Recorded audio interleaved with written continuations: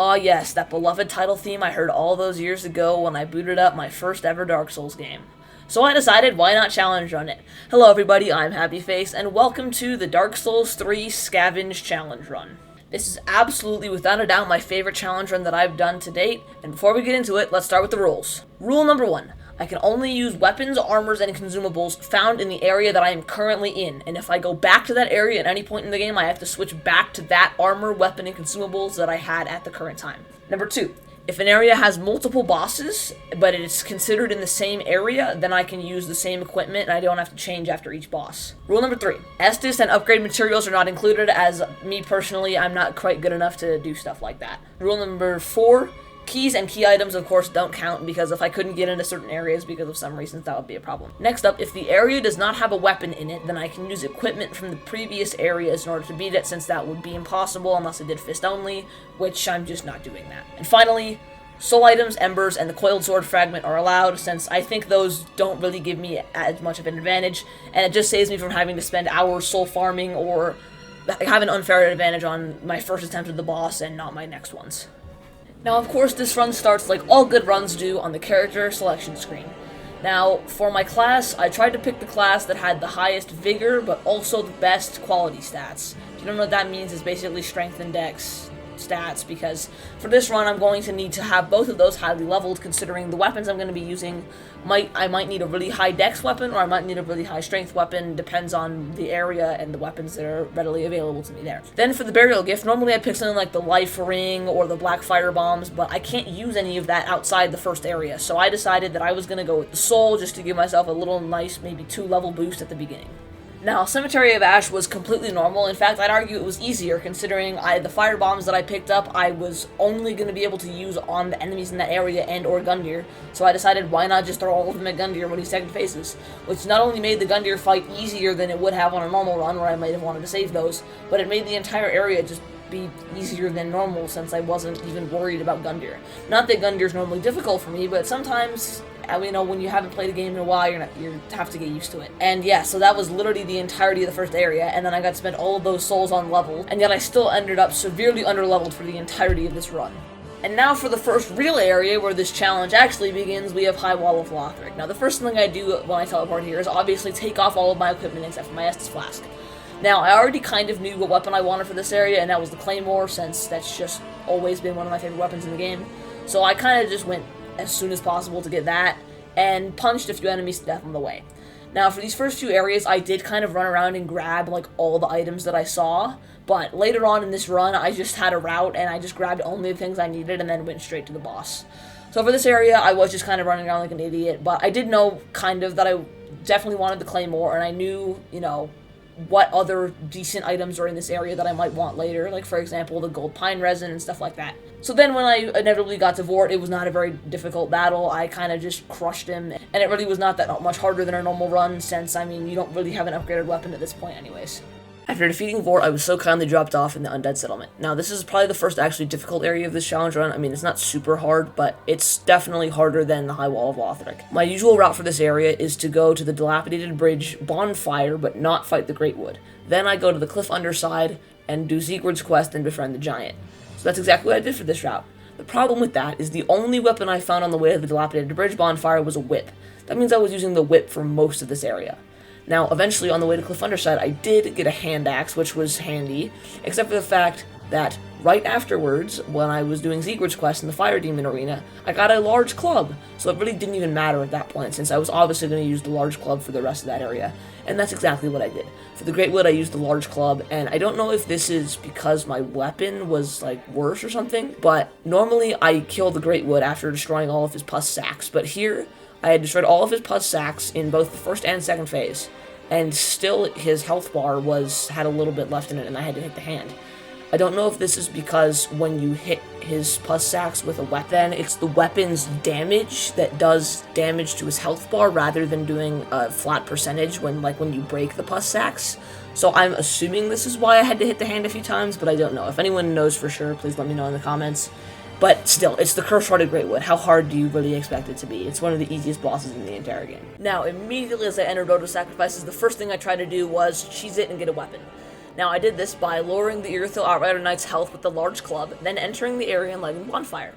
After I finished that, I went back in there, and I had to hit the guy about 10 times with my fists, and it would have killed him.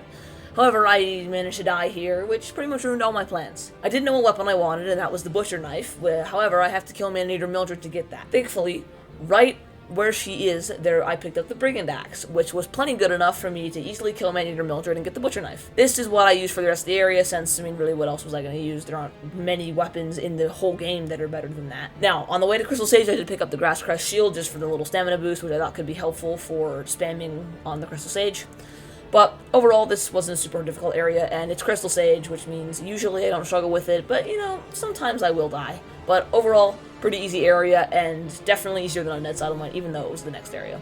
Well, you know what they say, you can't have a movie without popcorn, and you can't have a Souls game without a poison swamp. So, Faron Keep, right? Not only is this a poison swamp, so it's already terrible, there was only a few weapons that I knew of in the entire area, and only one of them that I knew was good enough for me to use against the Abyss Watchers, which for me is one of the hardest bosses in the game.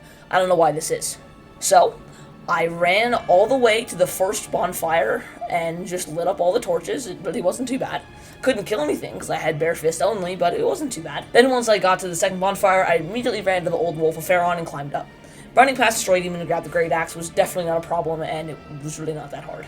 His attacks are very slow, and it's very easy to get through them. Then I get to Abyss Watchers with the Great Axe. Now, I don't have any problems with the Great Axe as a weapon. In fact, I think it's actually pretty decent. But I've never used it before, and it's kind of slow. So that, to me, is kind of a problem for Abyss Watchers because they're a very fast boss. So I'm using a brand new weapon that isn't very upgraded against a boss that I very much struggle with. So you can imagine the pain I went through going through Abyss Watchers. It wasn't nearly as bad as some of my other runs, which weren't even that hard. One of my earliest memories of this game is dying to the Abyss Watchers, and pretty much every time I start up a run, it's the first thing I start dreading, even from the beginning, since everything before this really isn't that hard. As I jumped into the catacombs, I was very worried about finding a weapon, and justifiably so, because the only weapon that I managed to find in this place was from the Mimic right before Smoldering Lake. Now, I don't have any problems with this weapon, but getting it was a bit annoying because I had to get him and the Fire Demon to have a nice little fight, which was very entertaining and is something I do normally on every playthrough. Now, this area was super easy to run through. I just did just that. I just ran through it. But the annoying part was Wolnir. Not because Wolnir is a hard boss, but because it's just such a dumb fight. I feel like sometimes this guy just holds his bracelets in the poison mist for like a minute straight and I can't do any damage, and it's just so annoying. So after a decent amount of complaining, I finally took down Wolnir, and this area really was not that bad. Now, I wanted to do Smoldering Lake early to get all the Estus upgrades, and I decided that I was going to tackle the whole thing at once. So for Old Demon King, I knew I was either going to use the Black Knight Greatsword or the Fumultural Greatsword, which both I know pretty much where they are since I always have to do this area to get the Estus upgrades in all 10 of the playthroughs that I've done. So I know the quick route where you break open the floor to grab the easy Estus shards, and I knew that the Fumultural Greatsword was way too much of a strength investment for this run, so I decided to go for the Black Knight Sword. Now, this weapon is awesome, and I do love it. I think I actually used it in one of my earlier playthroughs of this game. However, the big problem with this was that I forget which illusory wall it is every single time. And when I can't kill the bajillion Grus that are chasing me, it's kind of difficult to get to. Now, I did eventually end up finding it, and got it, along with all the other Estus shards. Old Demon King was actually really cool. Normally, I go to Old Demon King, I get stomped at this point in the game. I'm like, alright, I'll come back later. And then I completely forget about him until, like, after Dancer, and I'm like, oh shoot, I haven't killed Old Demon King yet, so then I go back and I stomp him. This run, I killed him right here, and it was actually a really cool experience. I think Old Demon King is a lot better than a lot of people give him credit for, because a lot of us, I think, don't fight him at the right point in the game. When I fought him at this point in the game, I found it to be an actually interesting fight that required a little bit of skill. And that was just cool. So I would definitely say that Old Demon King was a better boss than I originally thought, but it didn't raise my opinion of him so much that I would put him, you know, high on the boss rank or anything. Just higher than before. Now, for some odd reason, I decided to do Cathedral of the Deep way later than I normally would, but hey, I'm not going to complain about that. It made me super over-leveled in this area, which is pretty much the only time that happened in this run, since for the rest of it, I was super under-leveled. Now, I knew of a great weapon in the Historic Greatsword, and that's exactly what I went for. It's early in the area, easy to grab, and it would work fine for Deacons. I mean, let's be real, anything would work well for Deacons. It's like the equivalent of putting Mike Tyson in a boxing ring full of 5th graders, so I really wasn't too worried about this area. I will say my Deacons fight did last a little bit longer because as my character is overleveled, my weapon certainly isn't. Because at this point in the game, I didn't have access to all of the Titanite Ash upgrades, so I couldn't buy them infinitely, which did make my damage a lot lower than it normally would be at this point. But hey, a Stora Greatsword is a great weapon. I can't say the same for Deacons, and overall, I was thankful for this breath of fresh air considering what I have coming up next. Ah yes, Irithyll of the Boreal Valley. I still have nightmares about this place. Now, in order for you to understand this, I need to give some context. In this run, I was super underleveled, because I had to keep buying upgrade materials to keep my weapons on par with the amount of damage I needed to kill these bosses. So I ended this run about 20 levels down, and I was about 20 levels down for the entirety of this run. So why does that matter here? Well, stat requirements for weapons. The weapons I found here all had a little bit of faith requirements or something like that I didn't want to invest in. The more points I wasted dumping into faith, the more points I wouldn't have to put in health, stamina, strength, dexterity, or whatever I needed later. So I only stuck with strengths and dex weapons for this. Why does that matter? Well, the only weapon I found here that I had the requirements to use was Smo's Great Hammer. And I think you can see why this is a problem when the boss of this area is Pontiff, which people always complain about for being way too fast.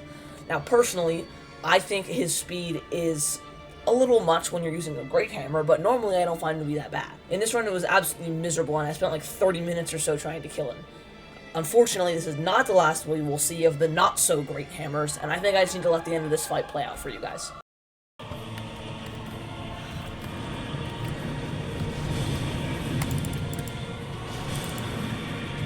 Why did I swing twice? That was the dumbest thing I've ever done in my entire life. Oh man, I have to get 2 hits on him. That's 1. Oh, what the? Yes! Oh my goodness! Hey, sorry, this footage isn't going to look as good for the next few areas because while I was doing this play session, my recording corrupted and I had to go re-record all the footage off of my stream. So it's not going to look nearly as good as the other footage, I'm sorry, but it should be back to normal after Osiris. Now, Anor Londo is a super unique case because it uses one of the rules that I made specifically for Soul of Cinder, which is areas that don't have weapons in them, I can use weapons from the previous area. And I know what you're thinking, what about the Pain Guardian dagger? I thought that too. However, I checked and it is technically an Irithyll, the wiki lies. So, I got to use Smo's Great Hammer again. Yippee! I'm so excited! It's not like I hated this weapon or anything. Anyways, Aldrich wasn't nearly as bad, but still very annoying. And no, this still isn't the last we're gonna see with the Great Hammers. But a little better than Pontiff, and I have a lot less complaints. It's still annoying, and it's Aldrich, so it can't be amazing, but you know what? Better than Irithyll, so I can't be that mad.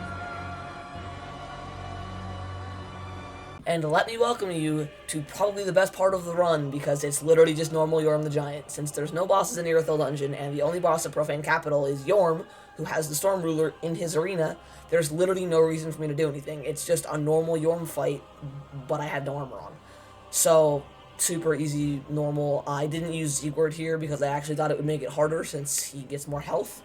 And yeah, it's literally just normal Yorm the Giant, nothing else to say here. After defeating Yorm, I was so kindly transported to Dancer, who is another boss that isn't that crazy, since the weapon I chose to use in this area was the Claymore, which is one of the best weapons in the game, and a weapon that I've used in multiple of my playthroughs. It was just mostly a normal Dancer fight. I did have to go upgrade it, since I think a +2 Claymore wasn't really going to cut it for this fight, but other than that, not even a problem. I mean, Dancer's a great boss, Claymore's a great weapon, this was just all around a fantastic experience to go through, especially considering what I have coming up next. The next area I decided to tackle was the Consume King's Garden, not only because that's normally where I would go after Dancer, but also because I wanted to get to Archdragon Peak for the final Umbral Ash to buy Titanite chunks and Twinkling Titanite. The problem being, well, I'll just show you. Before we get into Osiris, I just want to let you know that the footage should be fixed now, since I did Osiris on a different day from the rest of the area, and yeah, now you can enjoy some crisp, clean footage. Yes, the only weapon in this area is the Claw, meaning I have to fight Osiris with the Claw. And even at +6, this thing was barely doing any damage. The only redeeming quality was the bleed. And me having to use this weapon made this one of the 4 bosses in this run that was miserable, mainly because of the weapon. One of them was Pontiff, one of them is Osiris, and the other 2 we'll get to in a minute. Now, thankfully, it's Osiris, and his attacks really aren't that bad to dodge, but still, I'm doing so little damage that this fight took like 5 minutes or more. So, thankfully, I don't have to do this again, and yeah, would not recommend. Come on, yeah. Yes! Okay, that was a lot less painless than I thought. The bleed helped so much. After the grueling battle against Osiris, I got the Path of the Dragon gesture, and I was able to go to Archdragon Peak. Now, this is where I learned that apparently you can plunge attack with your fist and kill Ancient Wyvern, which was a pretty funny experience, and I definitely enjoyed it. Then, I just ran through the rest of the area and grabbed the ashes. It wasn't super hard. And saved Nameless for later, because I knew that was going to be a pain in the butt. Next up was Untended Graves, where I was worried I was going to have to use the Claw for Champion Gundyr, but thankfully I found the Black Knight Glaive sitting in the corner of his arena. Now, this was cool since I got to upgrade the weapon as much as I wanted with Twinkling Titanite, since I had just gotten the ashes. Now, for fun, I decided to try it without the upgrades, and it didn't go very well. But, hey, I had to try it, right? A Champion Gundyr is a super fun fight, and I found this to be a pretty solid weapon against him, so yeah, no problems here. When I arrived in Lothar Castle, I knew I was going to be totally fine, because I knew about the Sunlight Straight Sword, which is an awesome weapon, and even if I didn't have the requirements to use it, I knew there was plenty of other weapons in this area, because let's be real, this place is huge. Now, I was rightfully worried about the Faith requirement on the Sunlight Straight Sword, because I did not end up being able to use it, and I had to use the Great Lance, which was not a great weapon, but whatever. Now, killing the dragon was super annoying, since normally I would spam black fire bombs, but I didn't have very many black fire bombs, because there's only like 2 in this area, so I had to rely on lightning arms, which were decent, but also pokes from the Great Lance, which were absolutely terrible. Now, Dragon Slayer armor is a boss I'm normally pretty good at, and I have a lot of practice on, but in this run, it was really miserable. It was one of the 4 hardest bosses, solely because of the weapon. Now, Great Lance moveset was not my favorite. I found myself missing a lot, and the charge attack was absolutely atrocious. Great Lance was also not doing nearly as much damage as I thought it should, considering how much I had upgraded, but hey, I guess the Great Lance really just sucks that much. I did learn a lot more about Dragon Slayer armor's attacks during this fight, especially when the Poop Butterfly comes in. I never really understood how to dodge that, but after this, I certainly learned. Is this the Poop Blast? What is this? It's a laser beam. Okay. Oh, come on. I need like 2 more hits. I'm greeting for the next one. Oh, no. Why do I have to do that? Okay. Please! Okay, that wasn't that bad. Next up was Grand Archives, and this was the point in the run where I started to get serious. Before every area, I would go into the wiki, and I would check to see what weapons and armor, if any, were in the area. In this area, I was very worried, because the only good weapon that I saw was collected from the Black Hand NPC over halfway through the area, and he's part of that 3-man gang fight that always gives me trouble. Thankfully, at the very beginning of the area, I found the Gotthard Twin Blades, and I was really, really concerned, because this weapon seemed like it would be really good, but it's not technically in the area. So I pulled my chat to see what they thought, and they agreed that I could not use it, so I was really sad. But when I lit the bonfire, I realized that the bonfire was called Grand Archives, and then when I came back after leveling up, it said that I was in Grand Archives, even though I technically hadn't gotten the area pop-up. When I first walked over here, I did this time. So then I re-pulled my chat, and they all agreed that I could use it. So, that helped a lot, because I didn't have to kill that guy with fist only, but still I had to do Twin Princes with a weapon I've never used before, and, well, I'm really bad at Twin Princes. I hate the Lorien teleporting, and I hate Lothar's magic, but I did eventually get through it, and I'll just let the fight play out for you. Just gonna make sure I'm healed. Okay, that one didn't hurt me enough that I need to, like, be super worried. Alright, I am down a lot more Estus than I'd like. But he's not down an insignificant amount of health. Where? Okay, good. That's the bad attack. Oh no, dude,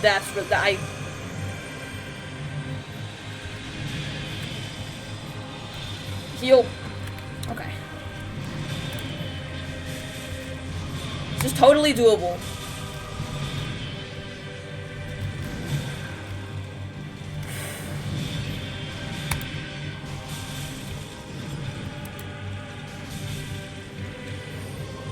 Oh no, dude. If this hits me, I'm dead. No, dude, you jerk! Oh my god! I'm dead, aren't I? Yep. I can't see anything. Oh my goodness, this is actually doable.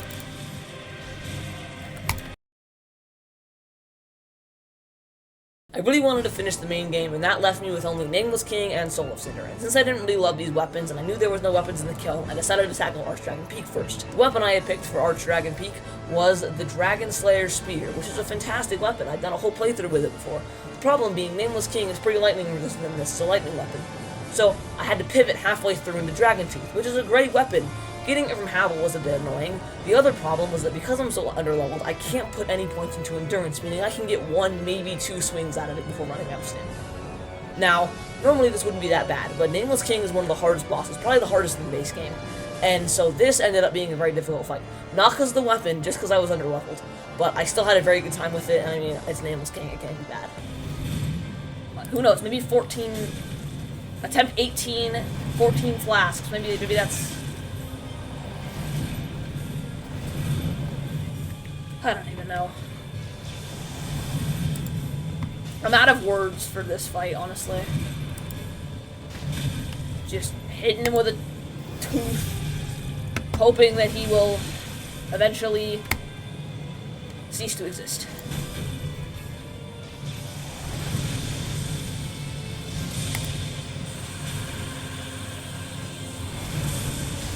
Apparently the timing's a little bit different than I thought. I think that statue just saved my life. Like, genuinely, I think that statue saved my life. Because I'm pretty sure if he hadn't bumped on the statue, he would have bumped into me there and killed me. Oh my goodness, this might be it. I don't think it'll kill, but I'll get him close. Oh my goodness. This is totally possible, dude. Yes!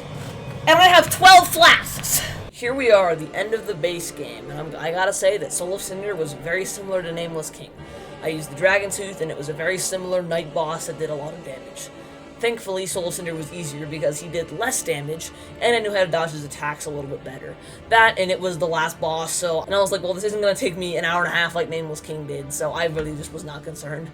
I knew I was gonna finish the run on that day, and I was also just in a much better mood after beating Nameless, so this was a lot less difficult than Nameless. You've probably been able to tell from the past few bosses, but I've not been saying really as much about them, considering this is just the point in boss difficulty in this game, where the bosses just become so much harder, and it's really hard to tell you how hard the bosses are, and it's a lot easier to just show you, so that's why I've kind of just been showing you the long, extended versions of the fight, and that's what I plan to do for the rest of the video.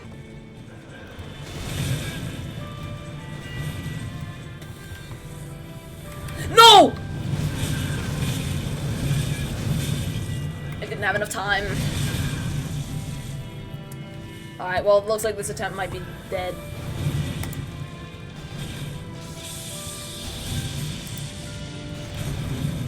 Okay, maybe not.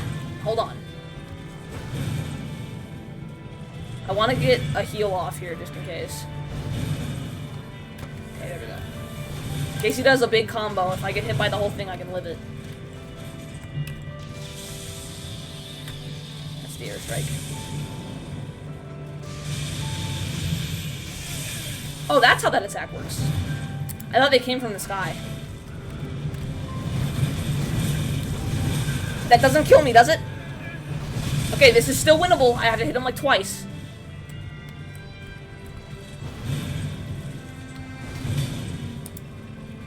I'm dead. Please! Yeah!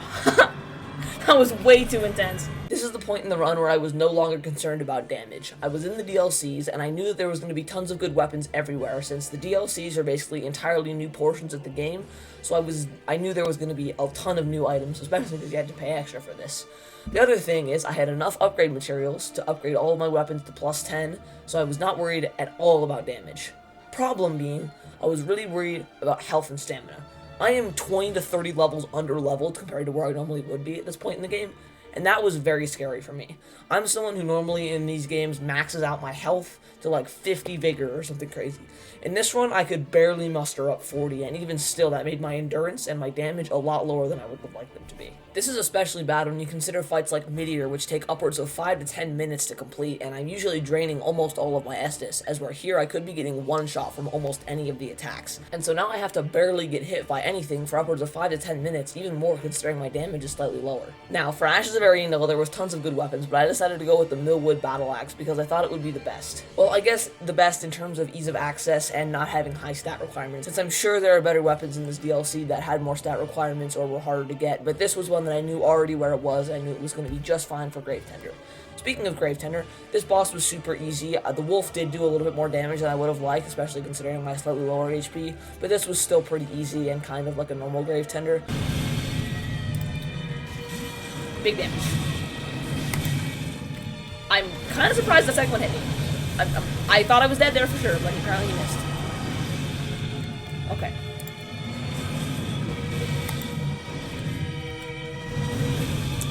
Now, everyone feels bad for killing Sif in Dark Souls 1, but frankly I don't really feel bad for killing this guy.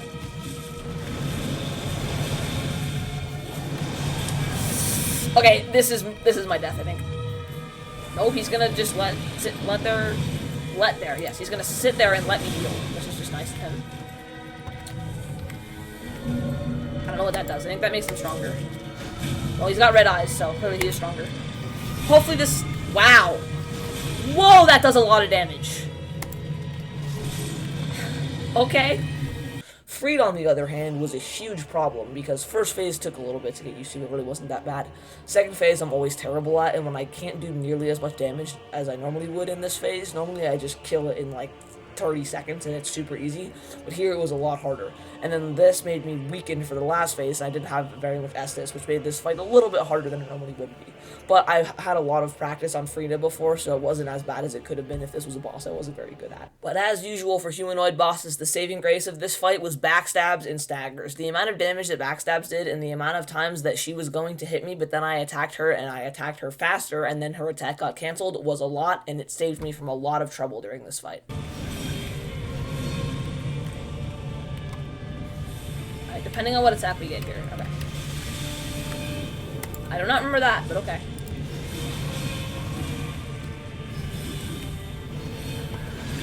This is rough.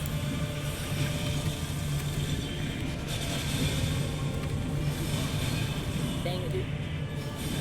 Oh, come on! That... Okay. I am really low now. I think she's gonna be nice here, but I need her to do like really punishable attacks, and she's not doing that. Like that, I get one hit in. I'm dead, I think. Nope. Okay. I really think whenever she does that attack and I'm too close, it's not gonna go well.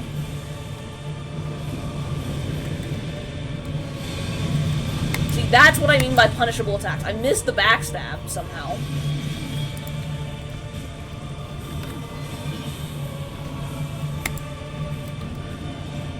I don't think she staggers every hit anymore.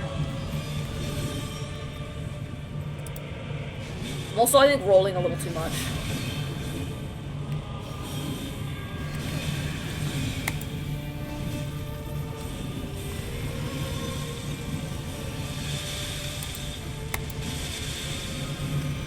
Alright, we're pushing on over.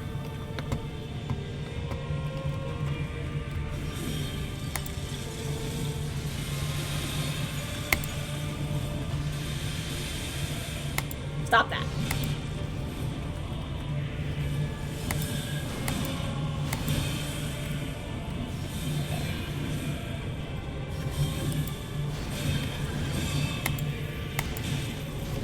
Alright, that wasn't too bad. What was that, 4 attempts, 5 attempts? Next up was Dreg Heap, and this is the area that if you had asked me before I went into this run, I would have told you was going to be the hardest area in the game. I didn't know if there was any weapons here, and, well, I hoped there wasn't, considering that the Millwood Battle Axe was fantastic. Unfortunately, I looked at the wiki, and there was tons of weapons. The problem is they all suck, except for one, that being the Herald Curved Greatsword. And when I say except for one, I mean this weapon wasn't very good, it just wasn't absolutely terrible. Now, for Demon Princes, it was usable, but it was still very difficult. The damage was incredibly low compared to what I thought it should be for a greatsword, and I thought this was going to be one of those bosses that I included in the 4, but thankfully, well, I'll just show you.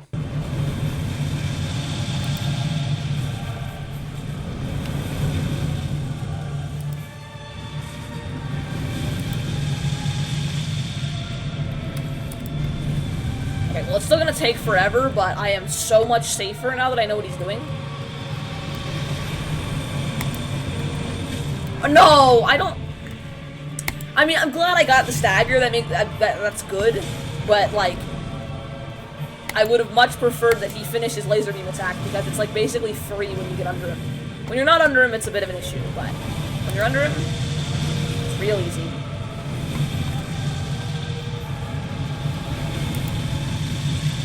That's kind of the opposite of most dragon fights. Most dragon fights, you actually want to be in front of them.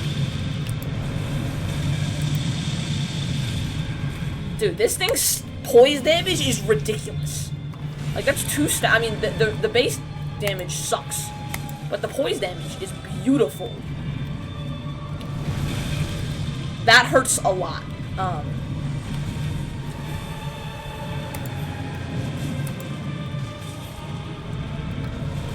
think I'm okay, though. Dude, what is happening?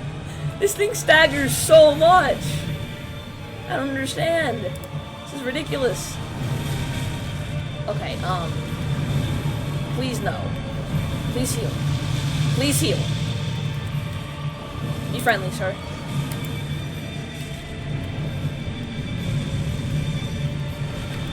Run.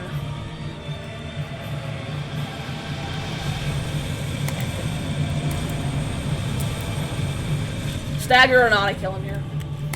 And I get the stagger. GG's! Demon Prince down. Yeah, 4 staggers in one fight. That is absolutely insane and made this actually somewhat doable. Next up was Ring City, which I was not at all worried about, but it actually ended up being a lot more worrying than I thought. I immediately started by getting the Ruin Armor, which is one of my favorite armor sets in the whole game, and I used throughout the rest of this entire area. But I was realizing that I didn't really have any good weapons, so I checked the wiki and I figured out what the best ones would be, and I spent like 10 minutes scrolling on there before I found the Ring Knight Straight Sword, which I thought would be pretty good. I picked it up and I tried it out on Half-Light, and it seemed to be pretty decent, so that was good. But the problem is we're fighting Gale and Midir next, and I'm gonna need something a little bit better than pretty decent. So I had to switch into Leto's Hammer because this thing was doing no damage against either of them. And Leto's Hammer was doing a lot more damage, but, well, Leto's Hammer versus Gale was like Pontiff again, except it's Gale, which is a way harder boss, and that made Gale be one of the 4 hardest bosses, and it took me like an hour and a half to beat Gale, which is way longer than I've ever spent on a boss in this entire game. I don't know why that happens. Like, yeah, like right now, he's just walking. Like, is he, like, too close to do the attack he wants? I guess that would make sense, but... Ooh, that's a good stagger. Oh. Okay, he didn't put me in, he put me in the heal lock. Okay! Please... Okay, I broke out.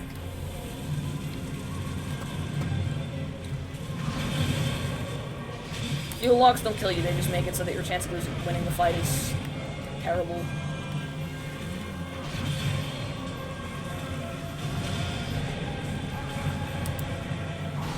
Ooh, nice. I can actually get 2 attacks in. I don't need to heal here because... this. I have 10 flasks, and I'm still probably gonna lose.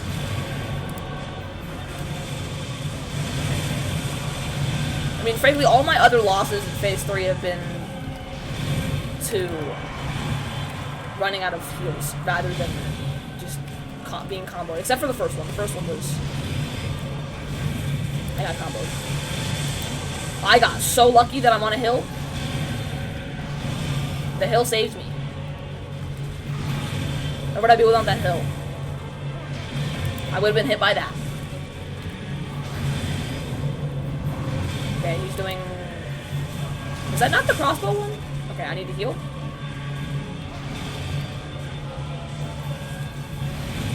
Just barely made that, dude. Okay, so that attack has an extra follow-up now. Good to know. Okay, I might get hit by some of those things. But they don't do nearly as much damage as a big Gale straight sword in the face, so we'll take it. Uh-oh. Uh-oh. Okay, I have the heals, I just need to get them off. Good.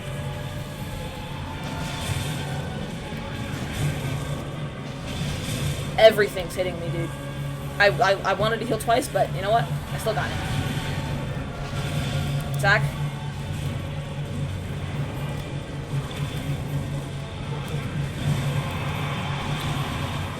still have 5 heals, which is normally what I have when I start this phase, so we're in good condition. Really? Do the sideways jump. I missed, lovely.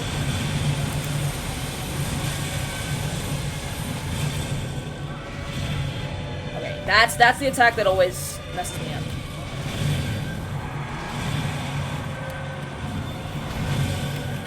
Can't really get in close because of the freaking lightning.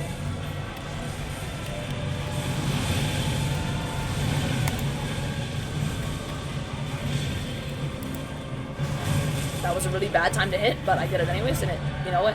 It wasn't as bad as I thought it was going to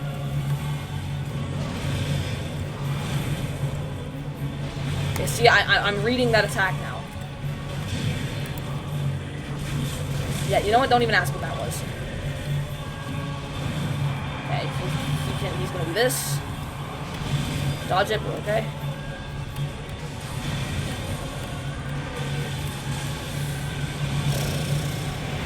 I hate this attack because it just delays the fight, and then it followed up with that, which is not an easy attack. And I always miss.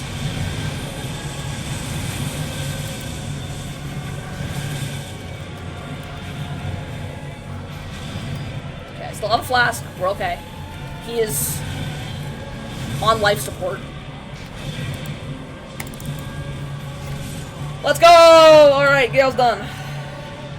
Well, if Gale was that hard, I can't wait for Midir, who's usually regarded as one of the harder bosses, but by some miracle, I second tried Midir, and I'm just gonna let the entire fight play out here for you. Oh, and just real quick, sorry in advance, the last visceral attack of the fight got super laggy for some reason, so I'm just gonna have to cut it out since, like, it's going 1 frame per second, so I'm really sorry about that, but I will cut after it so that you can hear my reaction.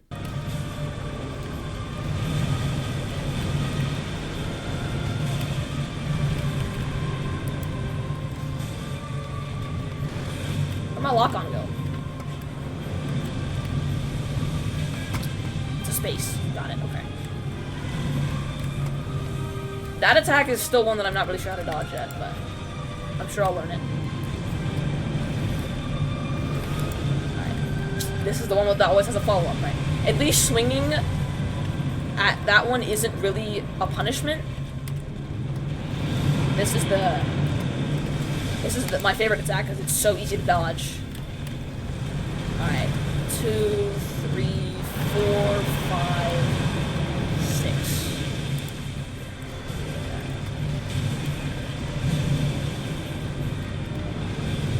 That was way too close.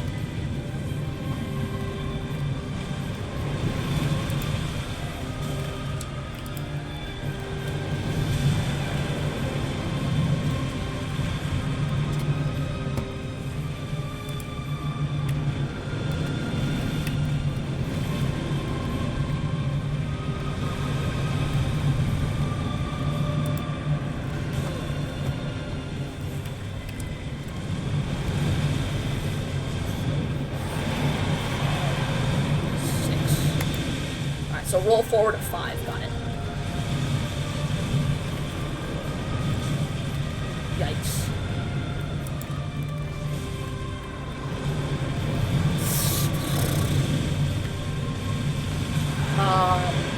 This could be really bad.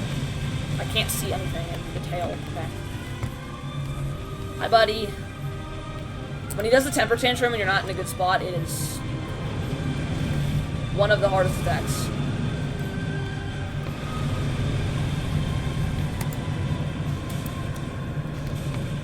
Okay.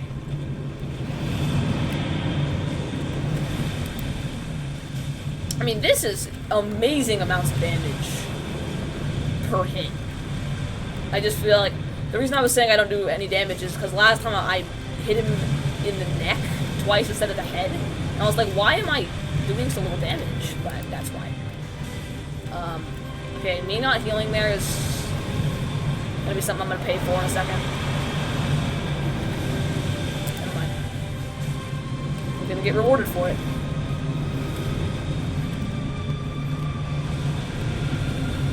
Wow, that was way too close. Phase 2. I forget if this has an AoE, so I'm just gonna back up. That is definitely an AoE. Okay, now he is my least favorite attack in this fight. Unlocked. But he's really not that much harder. And he's doing it first thing. I hate that attack. Because dodging the humanities is really annoying. Why did I roll backwards? I should have rolled forwards. Oh, whatever.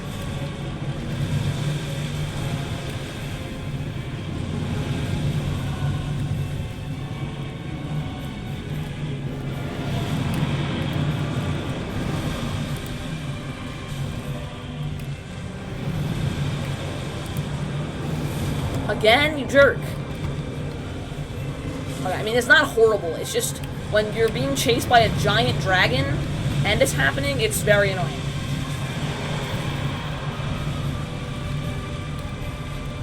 I was inches away from dying to the tail there. Yeah, you know what? Just keep temper tantruming. You should turn pretty much perfectly to face not me. Great, okay.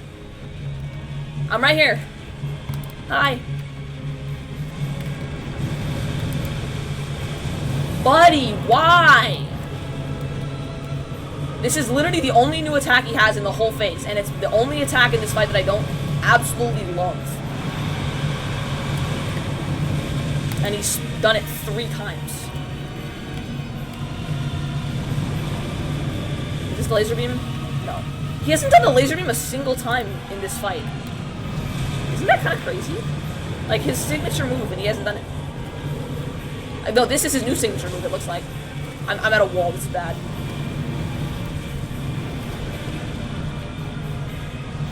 Midier's Arena seems so big at first, but then it's really just not. When you're fighting a giant dragon, it's not that big. This isn't my Bloodborne, it was an off-stream run that I did it. I did a no Visceral's Bloodborne run. Alright, and GG's! Apologies again for the super laggy Midier Visceral, but while I fight the other Midier, I would just like to say welcome to the end of the video. Now first, if you thought about doing this challenge run, please do. I think it was a very fun challenge run, and I think a lot of other people would enjoy it. It's pretty easy, but it's still more difficult than an average playthrough, and definitely something for a more beginner. If you're curious what video I'm going to make next, I'm going to be looking at the boss quality of anime Dark Souls. That's a decoded message. If you can undecode it, great. Now, if you're curious when the Dark Souls 1 run is coming out, don't worry, I've already started working on it, and it will be out after that video. I was going to do a death compilation for this video, but I decided that I wanted to get another video out in a semi-reasonable amount of time, so I decided against it. But don't worry, for the Dark Souls 1 run, there will definitely be some death comps in there. Well, now here you go. You can have an actually good Midier Visceral attack that isn't super laggy. Well, and with all of that, thank you everybody so much for watching. I hope this video could provide you with a little bit of entertainment, and I'll see you guys later. Bye-bye.